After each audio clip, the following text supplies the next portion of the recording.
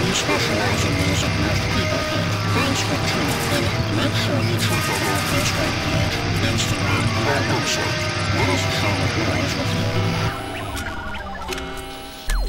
you. Yo, this is John from Noise Dosage Media, and this episode is brought to you by Begrudgingly Benny. Interested in putting something horrific and grotesque on your next piece of merch? Benny is tucked away in the fiery depths of COVID quarantine, blasting the filthiest of old school death metal and drawing hideous creatures that he is waiting for you to adopt. Go over to Instagram and follow at BegrudginglyBenny and contact him if you would like some really weird original art for your band or label. Super professional, highly recommended. So hell yeah, what's up? This is John from Noise Dosage Media, and we got Chris from Deicide. So I got a few questions for you. You ready? Sounds good, man. Okay. So what grabs you in when listening to death metal? First thing, I mean, this goes back to the first introduction I ever had to death metal, and I think was hearing not only the aggressive vocal, but the way the drums. If you have a great drummer, that separates good death metal from great death metal. Yep. So the great drummer, it really changes it all. So when you hear something that works and the rhythm section works, then you can get as complex as you want guitar wise, and it'll still sound solid and great. Right. It's kind of funny you say that, because I was literally just saying to my friend that the drummer is probably one of the most essential parts in a metal band. Doesn't matter if you're hardcore, black metal, death metal. That's right. Grindcore. I actually use the term the drummer should be the bus driver. So as far as everything like live, I mean, and even in the rehearsal room, the drummer should be driving the bus. The drummer controls the pace of the song, should be the one that really hears on the tightness of the other members. And I'm very fortunate to have the best of the best in Deicide. Right. Exactly. The thing that I notice, like me, I'm a very, I don't know, like I'm not a very technical player, but I'm more of those people that kind of want the catchiness, kind of like Bloodbath, how they play. Right.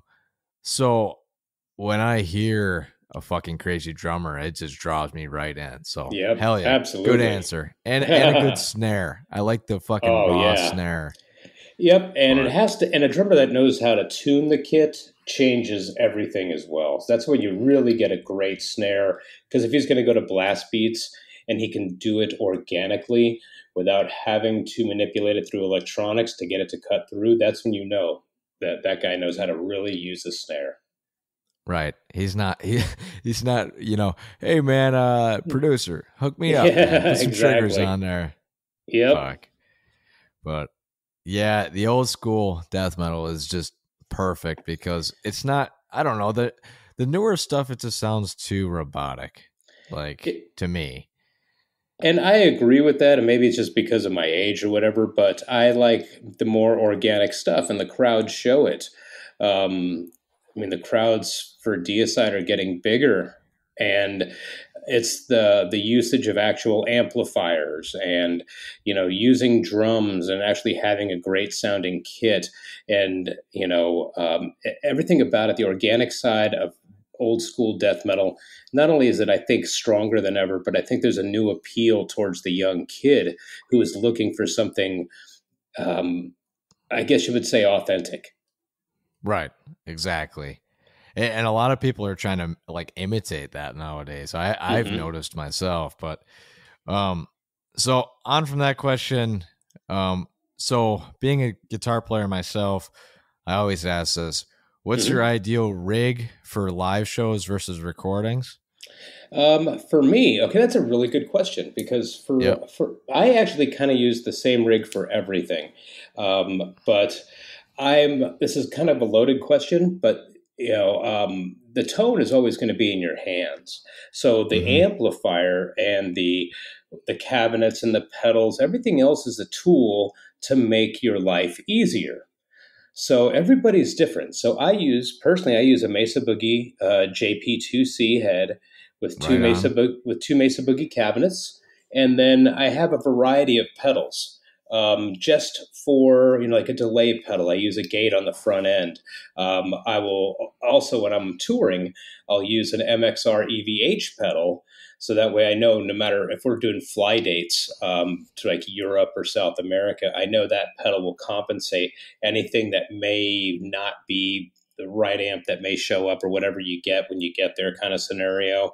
I use all MXR pedals. I've been working with them for as long as I can remember, but they just, everybody has their tastes. I like it warm and analog sounding, and I'll use that in the studio too.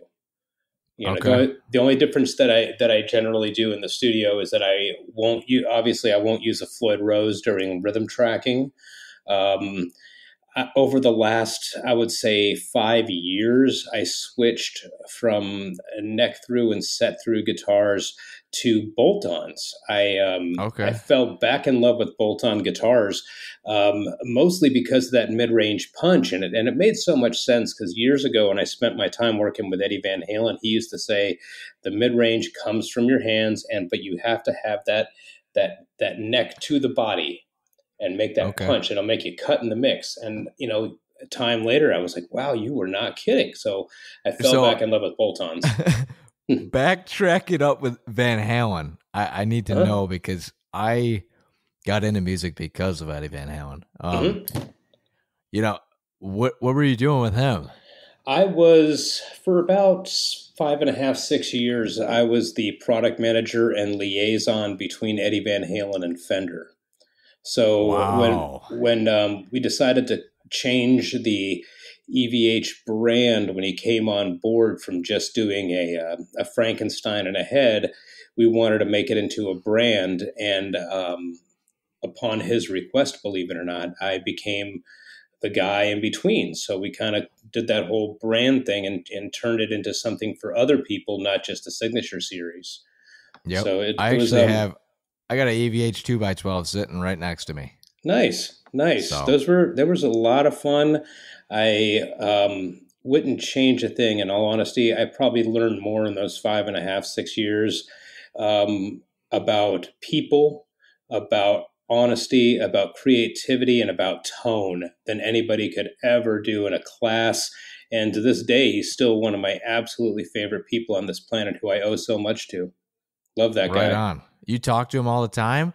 No, not anymore. Oh. We'll text a few times a year, and maybe drop a call every once in a while. But it's, since I've been gone from there for 5 years now, so, people are away. I'm in Florida now. I'm not in Arizona or in California anymore. So the separation, creates a lot of that. Damn. Fuck. Mm-hmm. Van Halen brings me back, man. So my first ever performance I ever went to as a kid, my father took me, I don't know what tour it was. I think it was their latest album they were touring off. And I saw Eruption live and I shit my pants as a 12-year-old or 15. I don't remember. I was like, this is insane. I need to start playing guitar. Yeah. So. And Eddie's still that great. He's still amazing.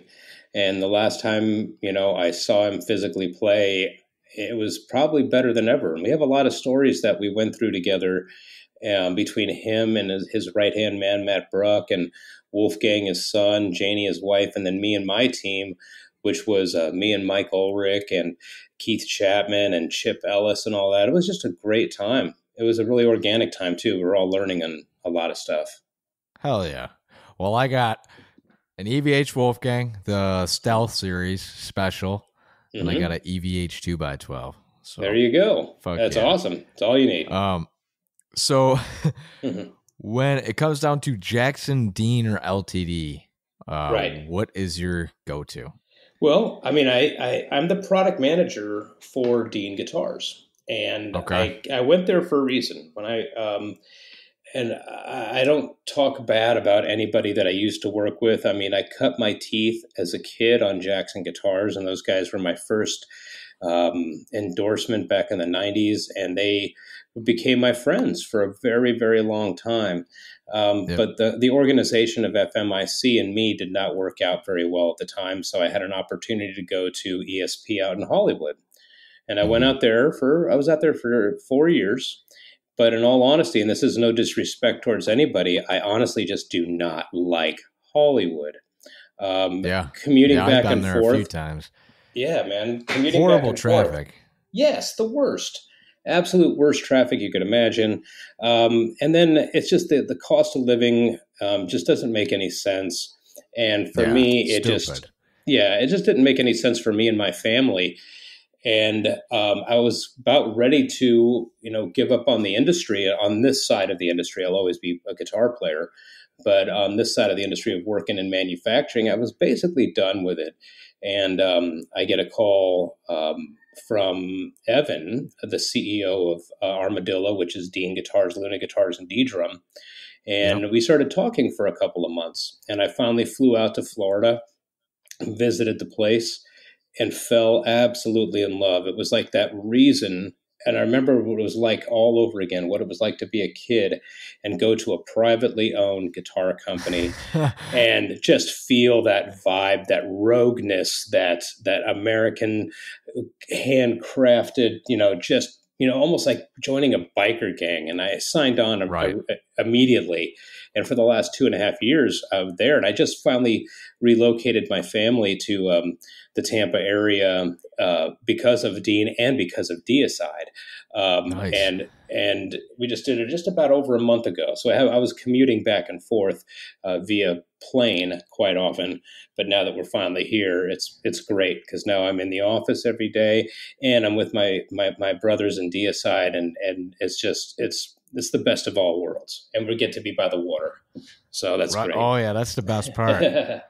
Um, yeah, I was curious about that because I saw the Nam video of you showing Hmm. off the Dean guitars.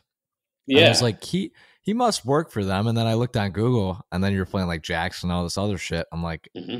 what's going on?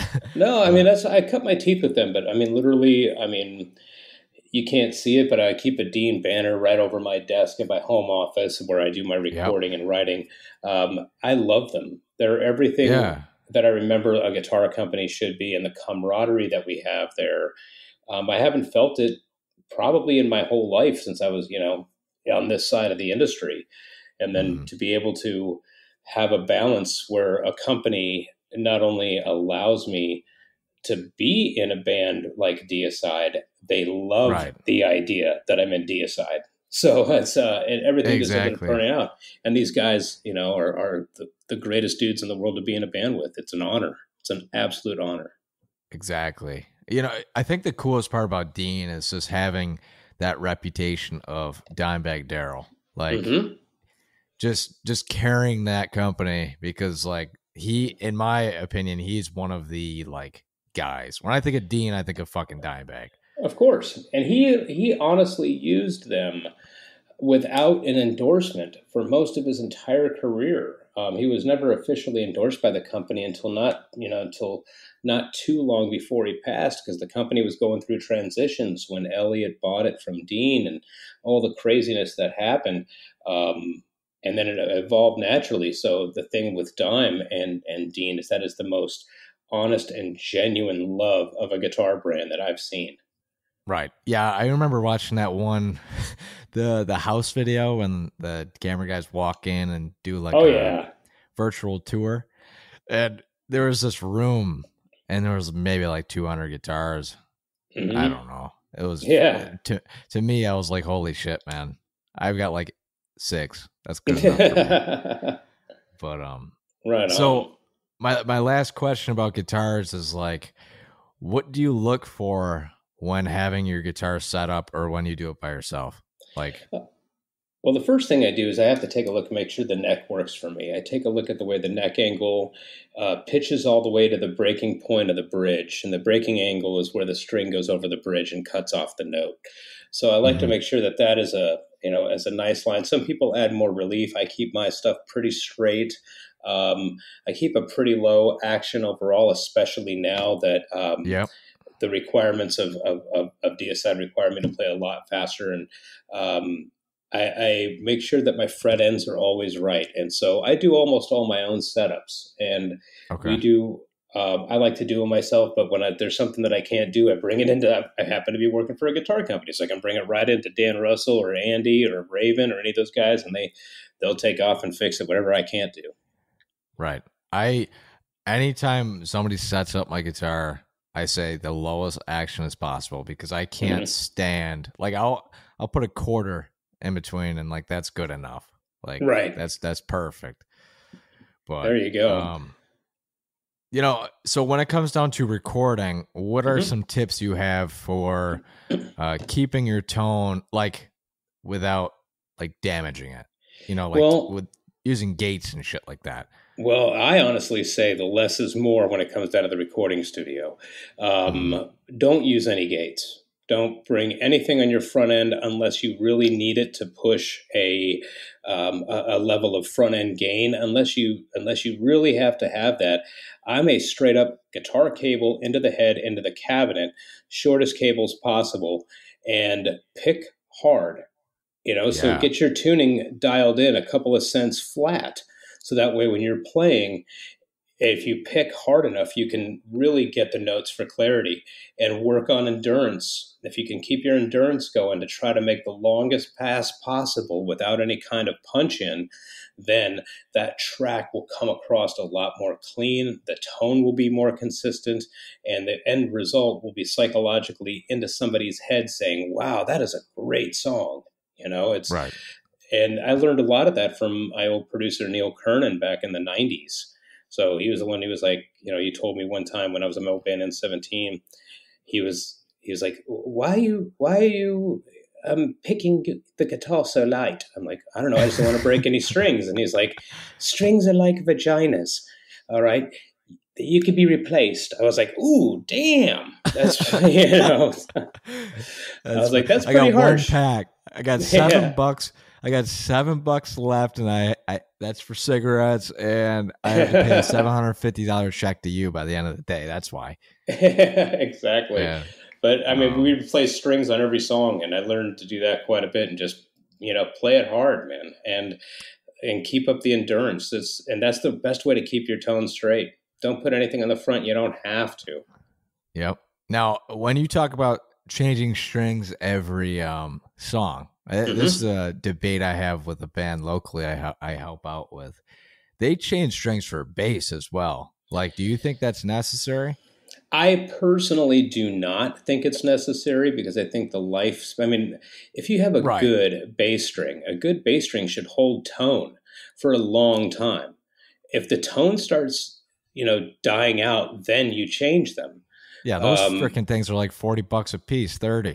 Right, of course. And, not everybody has the endorsements and stuff like that to get a case of strings just to record a record. You know what I mean? So It's expensive. So I always recommend listen to the tone. When your tone starts dying, that's when you change strings. So sometimes, in recording a song, the strings will sound great on my guitar for 2 songs, but on the third, it's starting to lose a little bit of its luster. Then I'll change them out. But I've also come to the practice that I try to punch in as little as possible. So not only do the strings last longer, and I'm not playing the song as long, but the tone is a little bit more consistent. Right. Yeah. Instead of freaking parts and pieces, and just get it done. Yeah. Right. In the first couple takes. Yep. Okay. So on to questions about Deicide, what are some of the major things in the future that you're looking forward to? Well, everything. I mean, my first year and a half with the band has been nothing less than awesome. I mean, these guys, we've been friends for much longer than I've been in the band. So when I came into the band, we all knew each other. There was no real, fakeness or learning each other out. We learned a lot on the road together, where I learned a lot. Those guys have been doing this for their whole lives. And we get along great on tour, even in the worst conditions. We get along great. And in the best conditions, we get along great, of course, as well. What I'm looking forward to is more. I mean, right now, we're working on a record, and it's going to be my first actual record that I've been on with the band, and I'm just excited to be a contributor to this, to write with these Right. guys. It's so mind blowing how creative that Glenn and Steve just dive into the parts, and then Kevin's influence on the ideas, and then, them accepting my ideas. It's just amazing. And I cannot wait to get back out again, because we had so much touring to do in 2020 that all went to the shit house because of all this crap that's going on in the world. Right. So it's unfortunate, because we had an entire Latin America tour, which was South America, Central America, and Mexico. We had a whole U.S. run that we never got to announce, which was a really special thing. And I don't want to say what it is, because it may actually happen again next year. And we had, yeah. So if it does happen next year, it'll be a pretty big noise. It almost leaked out, but it never did, because everything got shut down like the week that we were supposed to announce it. Damn. And then, the European festivals, those things are the European and South American festivals are life-changing awesome. So I'm looking forward to everything. I'm looking forward to us getting into the recording studio together. I'm looking forward to us getting on the road again, damn it. I'm looking forward to, and it sounds crazy, but, I have a supportive family, my wife and kids.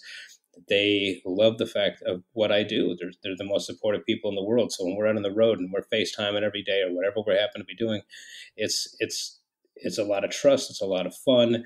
And Right. My family knows that I'm surrounded by a bunch of guys that we do things the right way. It's very pro. Yeah. Yeah. You're not a freaking death metal band that gets drunk on the road and fucking parties. No, we got a job to do. Yeah. Yeah. Exactly. Got a job to do, and people expect a lot. And me being the new guy, quote unquote, for the last year and a half, I have a lot to prove. I'm not going to go up there and become a sloppy idiot, and just be that cliched guy that people are, and getting hammered after every show and all that. It's just not. It's just come on, dude. Crew. Right, and this stuff is complicated to play. This is hard to play. You can't be half in the bag playing fucking death metal. Right. Absolutely, man. Absolutely. That's awesome, man, to hear your kids and your family support you. Yeah, man. It's a lucky place. Exactly. So what was your introduction to Deicide, the dudes in Deicide? When we first met, it was through a mutual friend, Ralph Santalla, who's no longer with us. So when he was in the band, he was on tour with him, and he asked me to come out and see him. And then, I met the guys even way before he was in the band, back in, probably like the Serpents era. We met at the Mason Jar in Phoenix, but we never kept in touch. And when we met again, when Ralph was in the band, Glenn and I and Steve were just laughing and, hitting it off. And I was like, man, these guys are really cool. They're just really good dudes. So a little time later, I was over at ESP, and Glenn called me up and asked, to see if we could work on a bass or something like that. And we did it, but then we just kept in touch. So as things changed and I started working in Florida, commuting back and forth, Glenn hit me up and was like, hey man, you should come down to practice sometime. Now that you're here a lot, come down and check it out. Listen to us. I'm like, that would be awesome. I mean, right. Hey, they're, the greatest death metal band of all time, in my opinion. And to be able to go down and jam with those guys, the infamy that goes with it is just so much fun. So I went down and we were just laughing and talking, and, one thing led to another. And there was some things that it's not my liberty to speak about, but I was aware that there was some changes that needed to be made. And, internally, and I basically brought it up to Glenn and said, hey man, listen man, if you ever need a guy. And he's like, well, before you finish that sentence, it's funny you bring that up. And then one thing led to another. There it is. So it was a very organic thing. From the first time I met Kevin, we've gotten along great. There was never that here's the new guy, that kind of thing. Yeah, fuck this new guy, dude. Yeah. So it was always, from the get-go, just a whole lot of fun.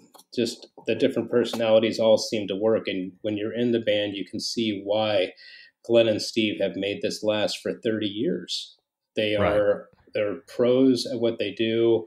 They're focused, and the job is the job, and that's, and they take it very seriously. So before we even started trying to play out, it was a lot of rehearsals, and and it was like down to note for note. Steve, what people don't know is that Steve wrote most of the music for the entire catalog of Deicide. So when we're rehearsing these songs, he would stop right in the middle of the song and be like, hey, you're off. I hear you hitting the G. You need to be on A sharp. A sharp right there when this cymbal hits. Like, he has this astute ear. Right. And, well, the thing is, I feel like the thing is, if you're working with a new guy, like, you got to catch them right away. Yeah. Because if you let it keep going, they think it's the right thing to play. And that's with personally, I've came across that myself. So yeah, very much so. And it was also nice because, with my previous bands, I was, the dominant writer, the dominant, head of the bands or whatever. But here it's so nice to be, a part of this and have it already connected and have it built and being a piece of this puzzle, a machine in this cog. It was just absolutely, it was so much different than I thought it was going to be. It was so much better than I thought it was going to be.